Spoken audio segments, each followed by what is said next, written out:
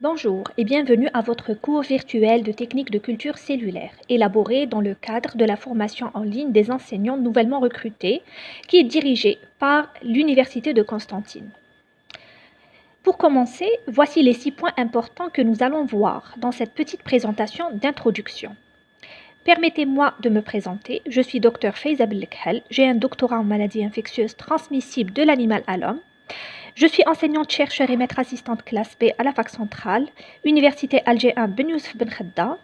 Je fais partie de l'équipe pédagogique de la faculté des sciences département SNV et je suis chargée du cours de la matière technique de culture cellulaire. Vous avez mon contact par email ainsi que ma disponibilité. Ce cours est destiné aux étudiants de 3e année licence sciences de la nature et de la vie. Il fait partie de l'unité découverte avec un coefficient 1 et un crédit 1. Son volume horaire est d'1h30 par semaine. Il est enseigné pendant une quinzaine de semaines. Le cours de techniques de culture cellulaire a pour objectif d'initier les apprenants aux techniques de culture cellulaire, apprendre les gestes de base de la culture cellulaire, notamment la mise en culture et la trypsination ou le repiquage, expliquer comment obtenir des lignées primaires, connaître les différentes lignées cellulaires utilisées en culture cellulaire, telles que les cellules immortalisées et cancéreuses, faire connaissance de la composition des milieux de culture et des compléments qui constituent ces milieux. À l'issue de cette matière, l'apprenant sera capable de maîtriser les techniques de culture cellulaire, notamment dans le domaine de la thérapie médicale, qui a pour but, par exemple, de produire des vaccins et des anticorps monoclonaux, comprendre les bases techniques de la culture de cellules eucaryotes et de l'environnement nécessaire à sa réalisation, connaître les règles des bonnes pratiques de laboratoire et maîtriser les risques liés à la contamination des cultures cellulaires afin de garantir la sécurité du personnel et la bonne conduite des expérimentations.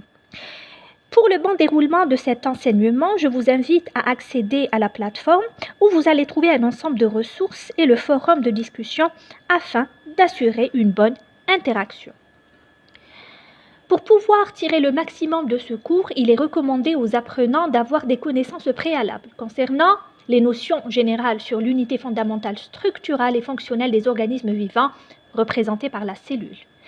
Les exigences nécessaires pour la survie des cellules, notamment les paramètres physico-chimiques importants et nécessaires pour réussir la culture cellulaire, le cycle et les divisions cellulaires, l'apoptose et la carcinogénèse, et aussi le petit et le gros matériel de laboratoire nécessaire utilisé pour réaliser la culture in vitro.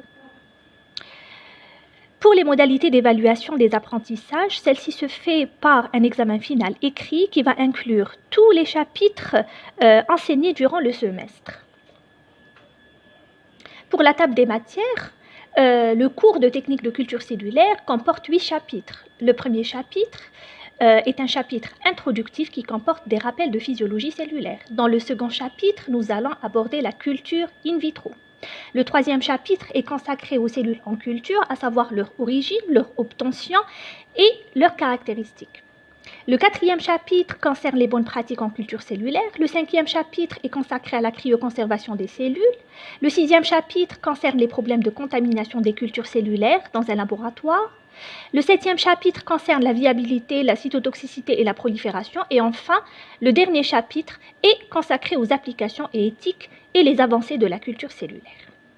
Enfin, je vous remercie pour votre attention et je vous donne rendez-vous pour une prochaine vidéo, Inch'Allah.